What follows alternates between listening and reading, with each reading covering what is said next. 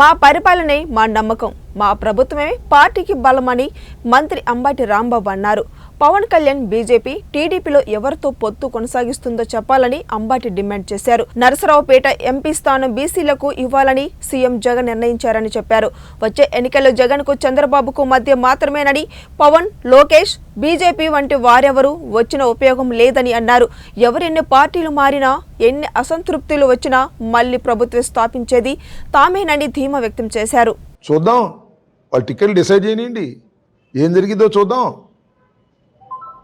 జనసేనకి ఎన్ని ఇస్తారో చెప్పనివ్వండి, చూస్తాం. ఈ పార్టీ నుంచి వెళ్ళిన వాళ్ళకి ఆ పార్టీలో ఎన్ని సీట్లు ఇస్తారో చూడండి, అప్పుడు చూద్దాం. ముందుంది ముసళ్ళ పండగ, తొందర ఏం పడాల్సిన అవసరం లేదు. We are very clarity. ఒకటే చెబుతున్నా, టోటల్ స్క్రీన్ మీద ఇద్దరే ఉన్నారు. ఒకరు జగన్మోహన్ రెడ్డి గారు, మరొకరు చంద్రబాబు నాయుడు గారు. ఈ రాష్ట్రానికి చంద్రబాబు నాయుడు గారు ముఖ్యమంత్రి, జగన్మోహన్ రెడ్డి గారు ముఖ్యమంత్రి, అంతే ప్రశ్న. ఎన్నికల్లో Pavan Kalyan screen out, Sharmila screen out, Lokesh screen out, BJP screen out.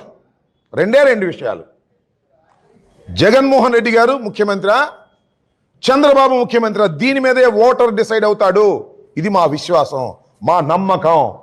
ఎవరు ఎన్ని మారినా, ఎన్ని అసంతృప్తులు వచ్చినా జగన్మోహన్ రెడ్డి గారు 100కి 150 పాళ్ళు ఈ రాష్ట్రంలో ముఖ్యమంత్రి కాబోతున్నాడు. ఇవాళ రాసుకోండి. ఎన్నికలైన తర్వాత మీరే నన్ను అడగండి, రిజల్ట్స్ వచ్చిన తర్వాత. కారణం ఏంటంటే ఏంటి ఈ కాన్ఫిడెన్స్ ఏమిటి అని మీరు అనొచ్చు. మా పరిపాలనే మా కాన్ఫిడెన్స్, మా పరిపాలన తీరే మా కాన్ఫిడెన్స్. మేము 2,60,000 కోట్ల రూపాయలు రాష్ట్ర ప్రజలకు ఇచ్చాం.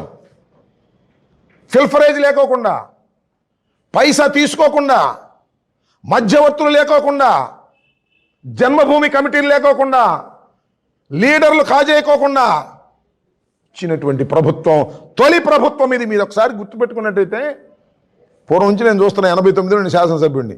ప్రభుత్వం ఇచ్చే డబ్బు రూపాయి ప్రభుత్వం రిలీజ్ చేస్తే మధ్యలో ఎలుకలు తోనేసినట్టు తోనేసేవాళ్ళు కొంతమంది రాజకీయ నాయకుల నుండి ఆఫీసర్. చివరికి చేరేది 30 పైసలు 40 పైసలు అయ్యేది ప్రజలకి. నౌ 2,60,000 కోట్లలో ప్రతి పైసా కూడా లబ్ధిదారుడికి చేరినటువంటి ప్రభుత్వం ఇది.